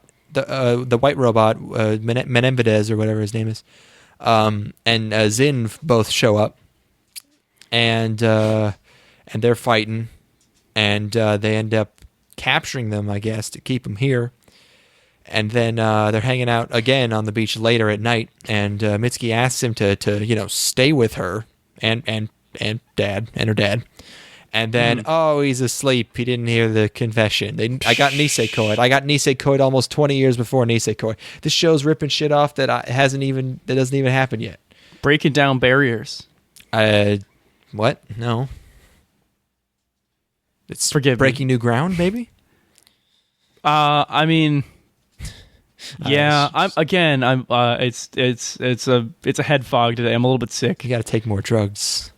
You're right. I do need. I mean, I did take Dayquil earlier, but I think it's 6 hours later now. That doesn't help you. That doesn't make your mind more clear.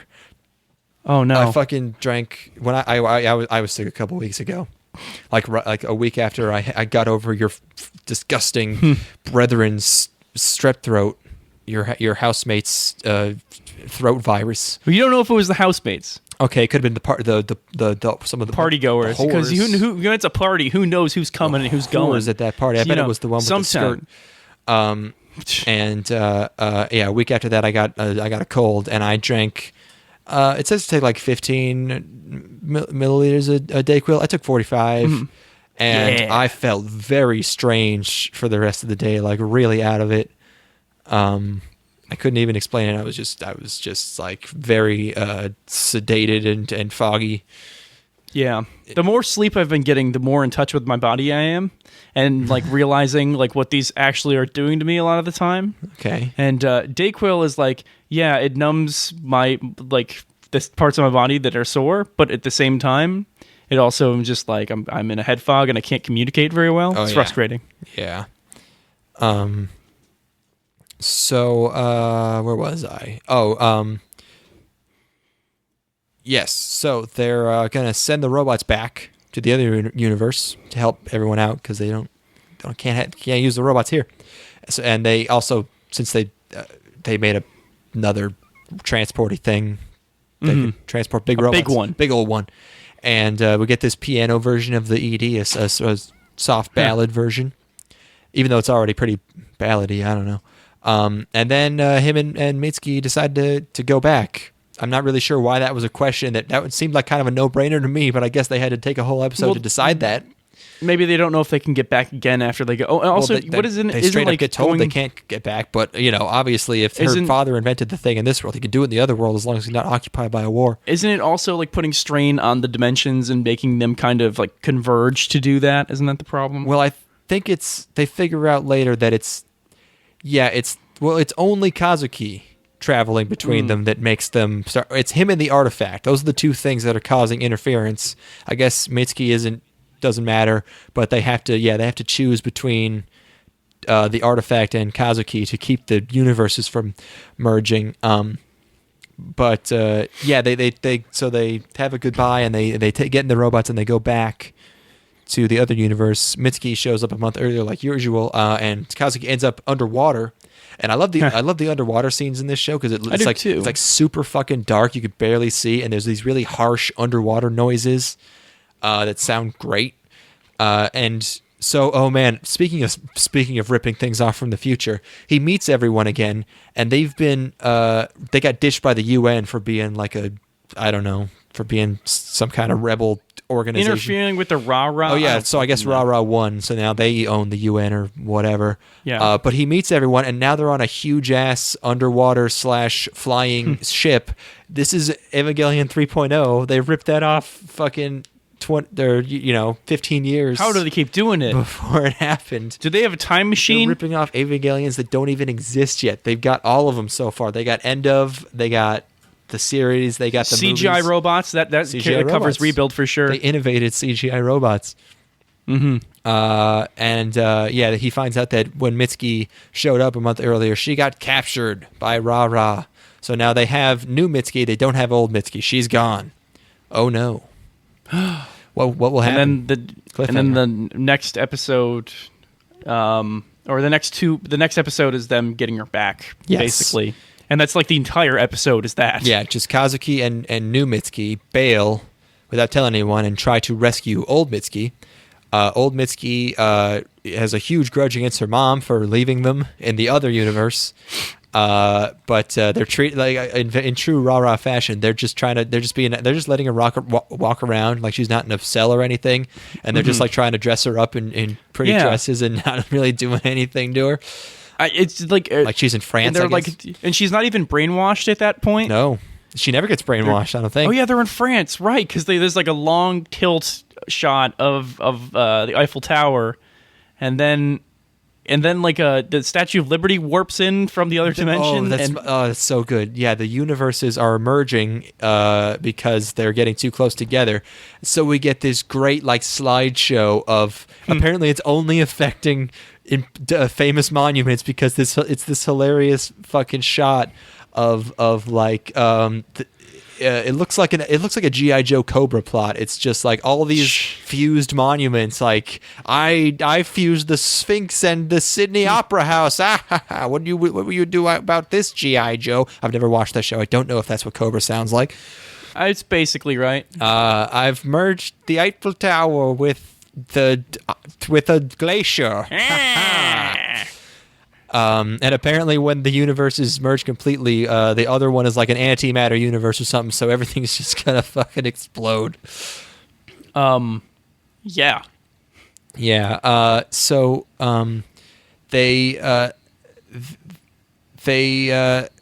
Old Mitsuki gets like evacuated because they're trying to rescue her. So Rah-Rah takes her to some volcano island, and now they got Himeko's complete. I guess Himeko is another robot they have. It's a big one, and they got her complete form, so it's way stronger. Oh no! And they are having Mitsuki like shout out Vietnam War propaganda. Like, they are treating me very well, and my robot is great, and you should surrender, please, guys. I will make out with you, Kazuki, if you just stop with the robot stuff. That'd be great. And Mom Mitsuki, I'm just going to call her Mom Mitsuki. Okay. She's not convinced of this antimatter world thing. So when Sanada calls her, she's just like, yeah, okay, whatever. And they, ooh, bless you. Oh my gosh. They figure they got to destroy the artifact to stop this merging, which I guess Dee doesn't like. So I guess part of her is still inside the artifact, and she's very... Well, she says, no, don't do it, and then she walks out of the room. And she gets into the fetal position again, because they're just like, yeah, it's her or Kazuki, I guess, and Sana's just like, yeah, okay, we gotta save Kazuki, so fuck you, D. Right. And then we get a sad D in a dark room. Mm-hmm. So old Mitsuki, they think, has been brainwashed. I don't think she actually has, which is a weird... Well, isn't she like tricked into it? No, it's like she just like wakes up with this robot and it's just fighting them, and then she's like, I'm not doing this, but everyone's just like, oh no, she's been brainwashed, and she's like, no, I'm just in here, I'm not doing anything. And then the new robot destroys the shit out of the new robot impales Kazuki's robot. Well, my favorite part is new Mitsuki's three goofy comic relief friends are all in one robot. It's the blue one, and they have somehow gotten wings, and they're just like gliding onto the battle, and old Mitsuki just fucking shoots them down, and they collapse and they crash. That's pretty good. And then old Mitsuki shoots Kazuki, and impales him in very Asuka-like fashion. And that's the end of that episode. Cliffhanger. Oh no. What will happen? Sorry. We're on to the next episode, which is The World is the name of the episode. Zaworld. Yes. I just watched this 2 hours ago. So Kazuki's okay, because it's just his torso. It's just his abdomen, his thorax. That's fine. Old Mitsu is not brainwashed. She's just in the robot. And Dee is freaking out because she's worried about Kazuki. And she's like, why is this? And Sanada's like, Ai dayo. It's love. It's love. Yes. Robot feels love. Except she's not a robot. She's just like some weird alien thing, but it's love.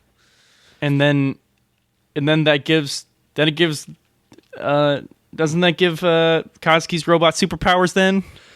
Because of love? So D, they put D in charge of flying their big airship, and she gets back into her real body, which has a correct human eye. It looks a lot like the old one, except now she has a second eye, and it looks very nice. D is cute. And that gives Kazuki's robot Zimv, gives it wings, and she takes the limiter off the robot. Right, it's awesome. And the limiter is it's like a fucking ball. Or like a fleshy sack with a tail. I don't know. Yeah, I don't even know where it exists. Who has the answers? They just cut to it sometimes. And it's green. It's like a very toxic looking green. You don't want to know where that thing's been, man. Yeah. He gets wings and he flies into the big robot, and they sort of have an AT field ripoff in the show too. They never say really what it is, but it's like you have to do the same thing where you just like fucking punch it, bash and the shit out of it. you keep your fist on it, and eventually if you force it in there, you can break it. And then Zinv lets out a huge robot scream and just crushes the other robot with his brain. And there's a cool shot where there's cool weapon stuff in the show. Like this new Zinv, he like makes this floating dark orb that attracts all the beams to it that they're getting shot at him, and it looks really cool. Doesn't he kick a robot and then it crushes in on itself at one point? That sounds like what happened. Yeah, something like that. And then he just makes this huge like black hole apparently and swallows everything, and I guess they win. I don't know how they got old Mitsuki back, but they win. I don't know. And then Kazuki has to sacrifice Zinv. Well, yeah. I guess they say that Zinv, this robot, is Kazuki in this world. Right.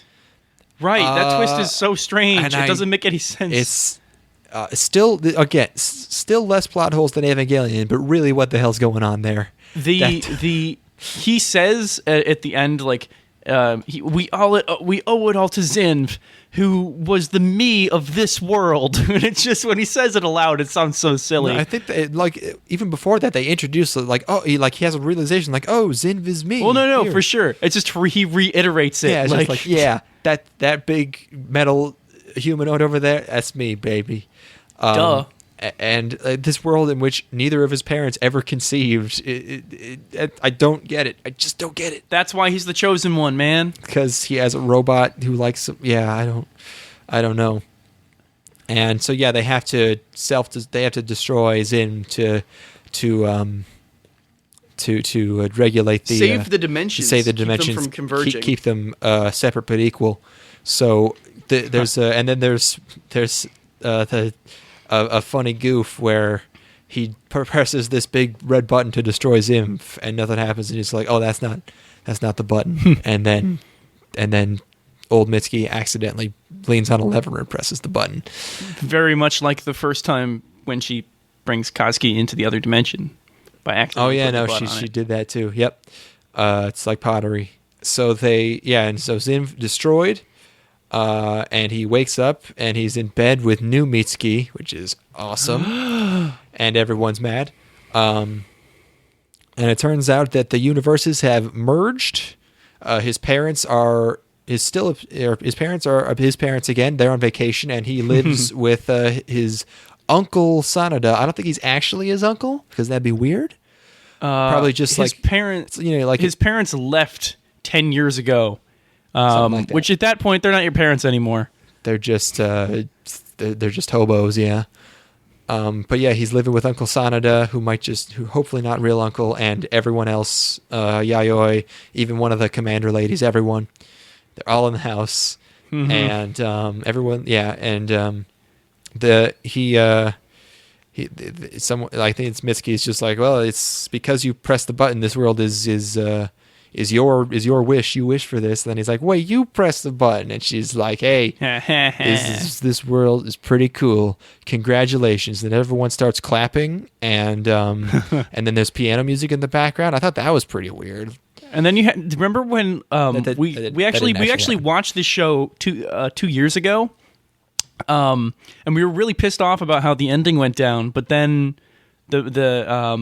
we finally got the true ending that we were really waiting for. It was animated way better. We got an hour and a half long movie where Kazuki jerks off onto Mitsuki's dead body, and then everybody dies horribly. I'm pretty sure John Lennon's song plays.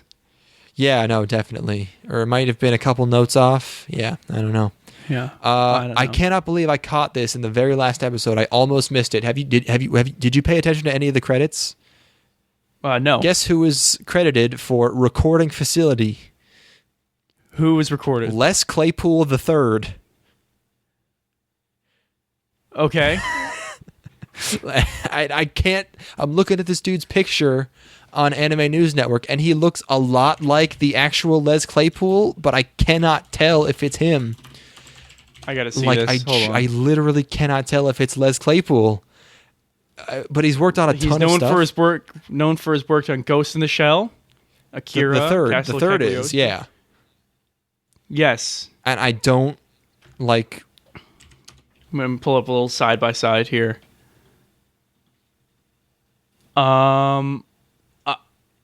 The third. Yeah.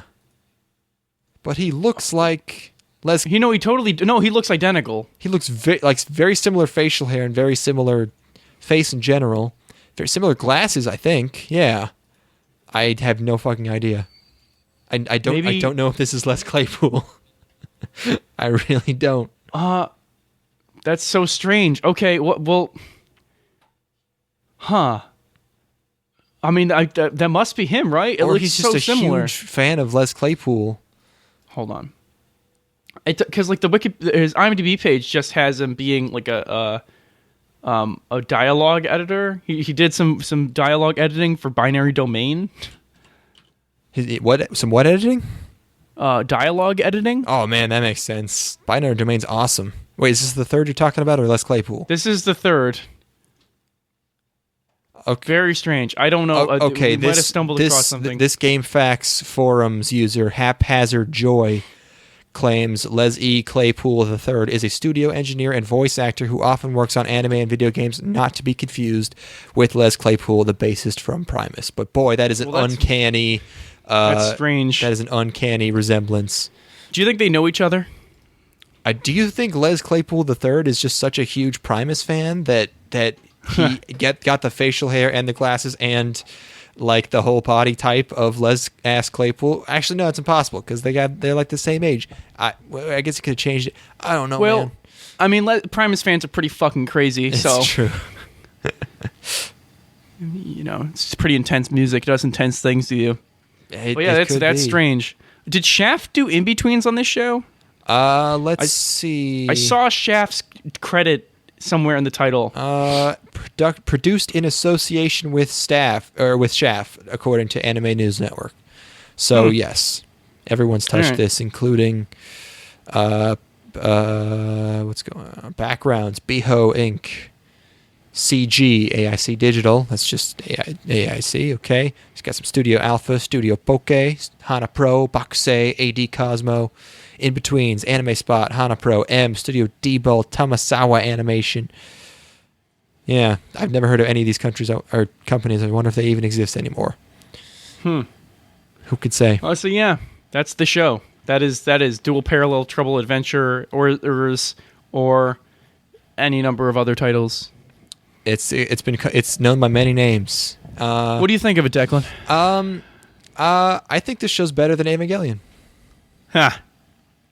No, I saw this coming a mile away. I'm not, but I'm still angry. Debate me. Debate you? It's more consistent. It has a more fun, lighthearted tone. Animation's basically the same. The characters are more likable. The animation's basically the same. What? Totally is. Incomparable.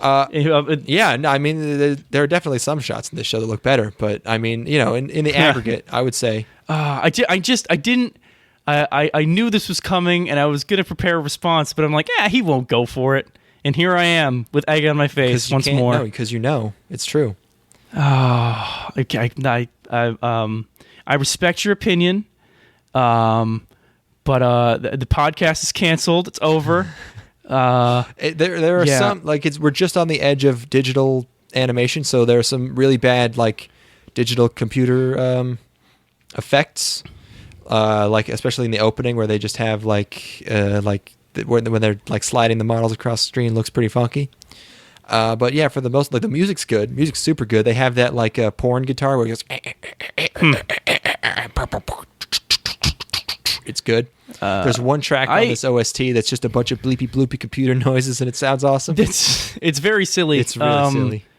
I mean, it sounds like if you asked a 58-year-old synthesizer maniac to make computer music, that's what he would create. It sounds like you're logging into dial-up for 60 seconds.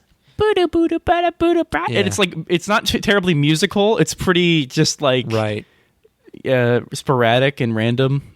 Hold on, I'll be right back. Give me 30 seconds. I just got to make sure no one's home. Okay, we good. Cool. No one must know my secrets.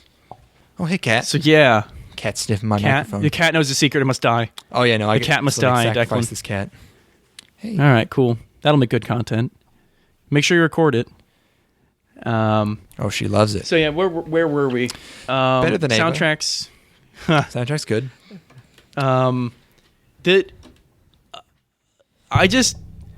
The characters are so wildly inconsistent that I had a hard time really connecting or getting attached to any of them. Think about it like this: your characters could be shit for 24 episodes, or they could be wildly inconsistent but usually fun. You could empathize with your characters, or you could watch Evangelion. Yeah, I know. It's impossible for you to understand. You'll never know what it's like to be a real person. I'm only half joking. It's only a little bit better than Evangelion. But yeah, so do we want to just go through and specifically call out things? Or I guess we already did that. I don't know. I mean, what else happens in the show? There's like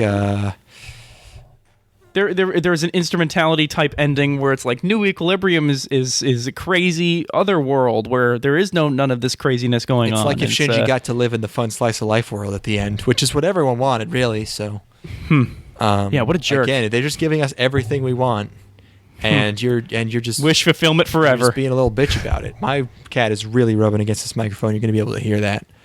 That's fine. Good cat content. Internet loves cats. And bacon. Can you get some bacon in there somehow? How about some narwhals? Is your cat named Bacon? Oh man. Have you ever seen somebody reference a narwhal and not be a giant pile of garbage? No. That exists to call yourself out as a really obnoxious person. It's meme animals. Meme animal. What's a meme animal? Sloths. We got narwhals. I still like sloths, but they are a meme animal. Oh, really? Oh, absolutely. Okay. You kidding me? Because they look like they're high, bro. Hey. Oh, dude, true. What else?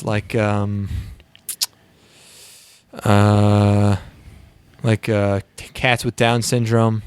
Bears. There are bears. I like bears. Yeah, but that doesn't make them not a meme. Like, you're not gonna joke. I don't see a lot of jokes about bears. Oh god, you see a lot of goofy bear videos though.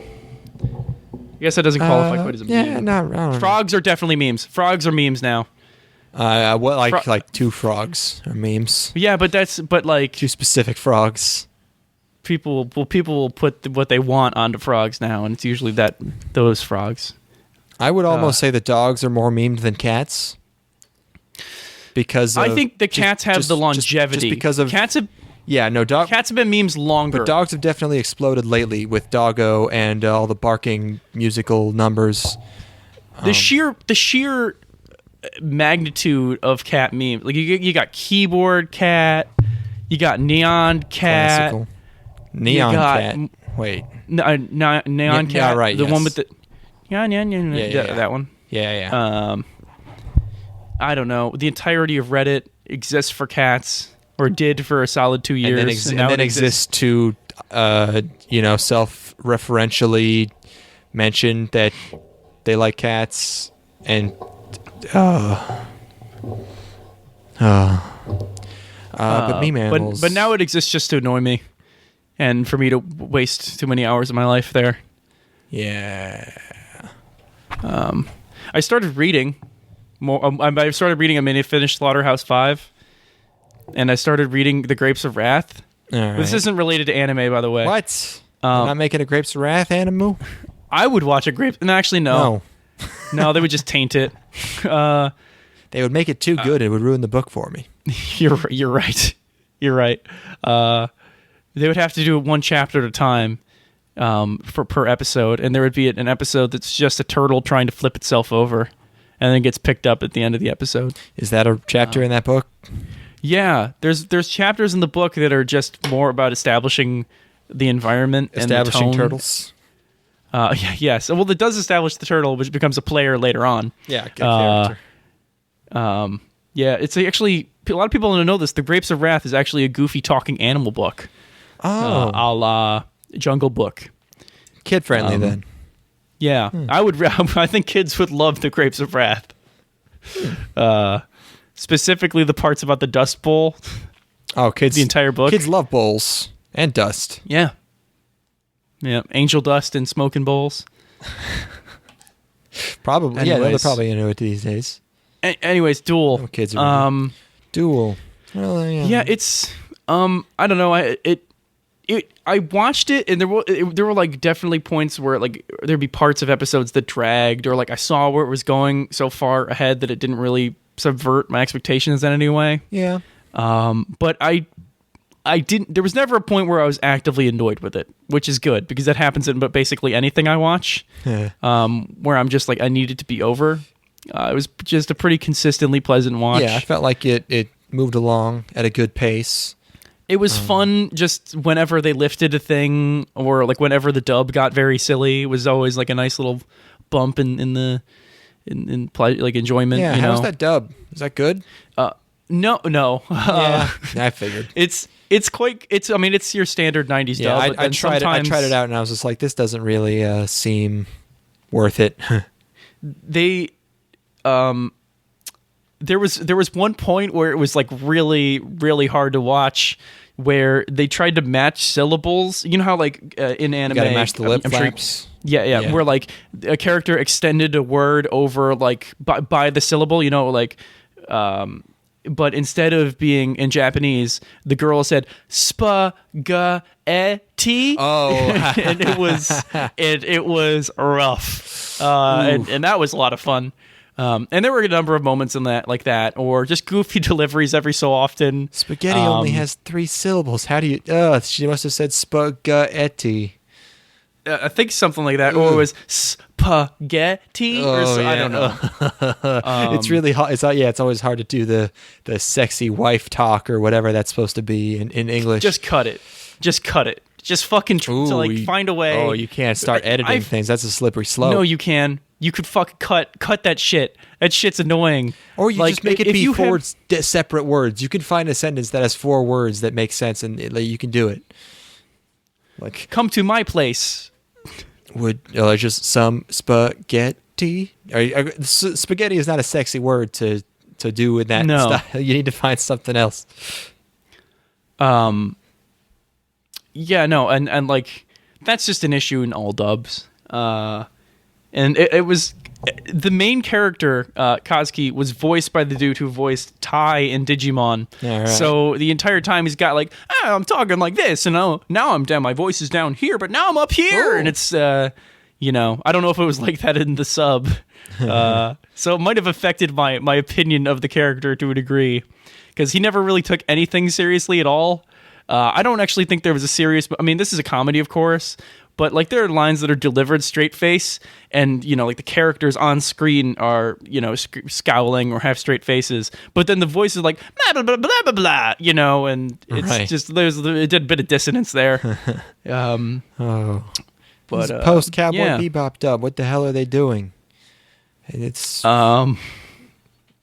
not spending enough money on talent. Why didn't they put effort into this masterpiece? I don't know. It should have. You're right. It should have been Steve Bloom voicing the main character. Obviously, really fits. This 14-year-old boy.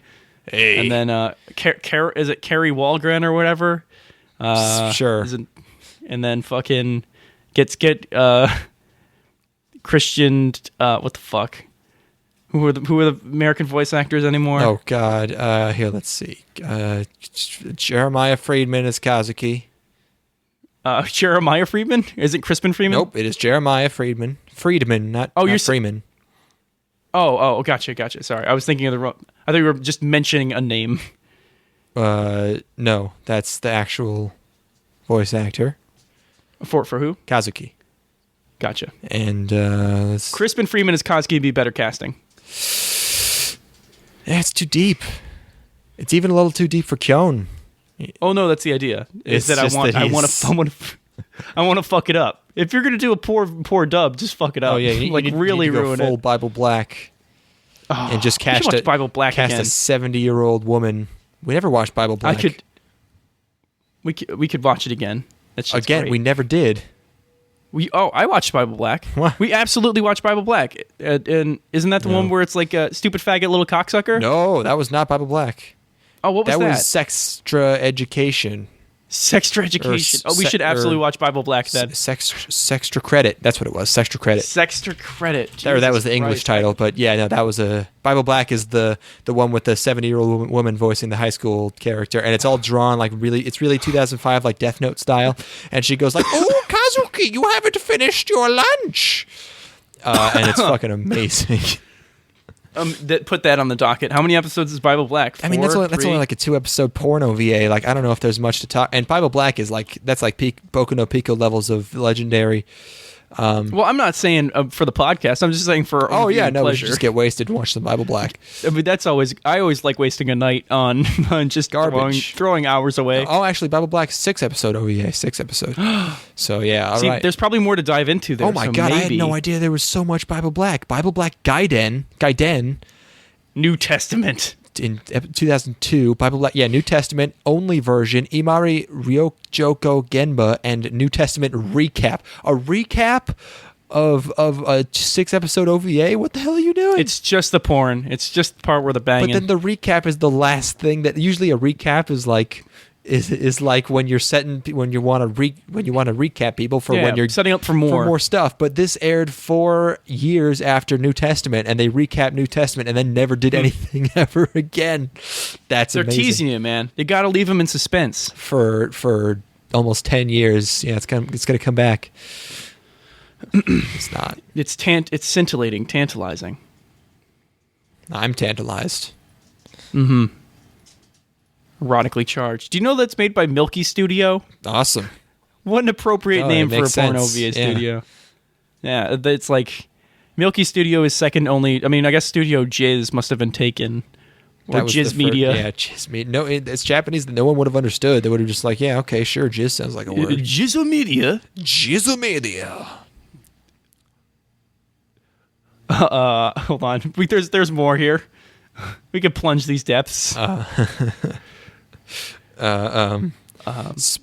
Sponge, not sponge. What's the? I need more disgusting words for cum. Hot to beef injection. That's just Studio Steamy Load. I got nothing. No. I have nothing. It's over. It's impossible. That's it. That's all I had. The impossible episode. It was Spunk Productions. Spunker. Spunker. See, I could hear Shigeru Miyamoto saying a spunker. Like, you know what I mean? Like, yeah. Oh, it's Spunker desu. Spunker desu. Atarashi no Zelda Spunker desu. Spunko. You know how Nintendo has unboxing videos for all of their consoles when they come out. Yeah. Just they could literally just be saying like horribly profane things. Oh, I mean, like, they probably could. Yeah. In like hushed tones, and I would be like, oh man, he's probably talking about the Wii U. And if the subtitles didn't match, like he'd be like, oh, spunko this, hot beef injection this. Like as he's taking the box and just holding up cartridges and shit. Someone should overdub that. We should do that. That's us. That's ours. Do not steal. Patent pending. Patent pending. That'll come after our hot Evangelion rebuild, but with dual CGI in it cut. Oh yeah, with we got to sub in the sex scene from Karikano. We got to sub in these CG robots from Duel, and we got to sub in that scene with the guy exploding from the little rocket from that movie.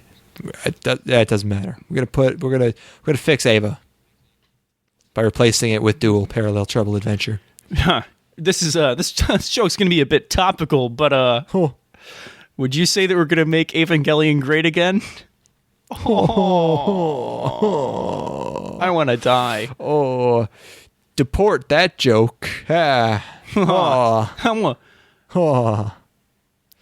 man, I wanna remove the rights of whoever made that joke and not allow them to use the bathroom that they need to use. Guys, we've had a lot of fun today, but I just want to let you know that, if you're ever feeling scared, I just want you to know that we're here for you. And every dollar you donate, this is a safe space. Every dollar you donate to this show will be donated to the ACLU. So you can call us at 318-Weebs22 and if you have any anxieties or you want to, you're just seeking guidance, you can help us, and we'll be very respectful and we won't make fun of you.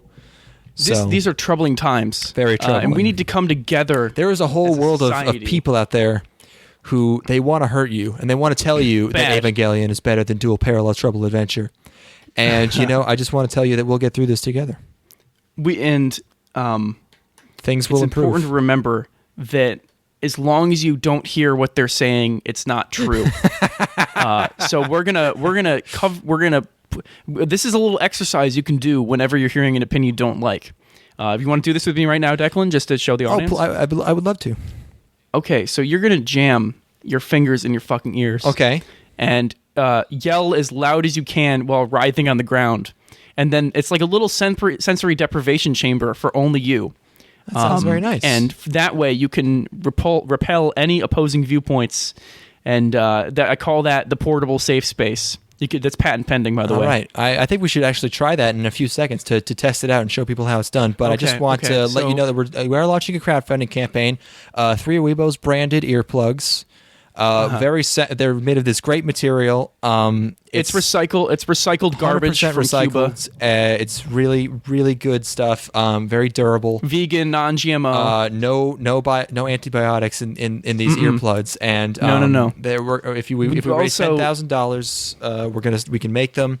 Again, all funds directly to that ACLU and also to make the earbuds. So we're going to be launching that as soon as possible. If this first campaign is successful, we're going to launch another one where we're going to support another worthwhile cause, anti-vaccine organizations. I work for a hospital, and I'm still going to. Yes, I understand. You know what they say? Health is a choice. What they say is a shot in the arm is like a shot in the brain. That's what they say. That's what I say. There's T-shirts for that. If you donate above 50, you're going to get that T-shirt. But are you ready to test out our portable safe space? I'm very excited to try this. All right. We're going to go out on this. So I guess we'll see you guys next episode. Thanks, Ethan. Okay. 3, 2, 1.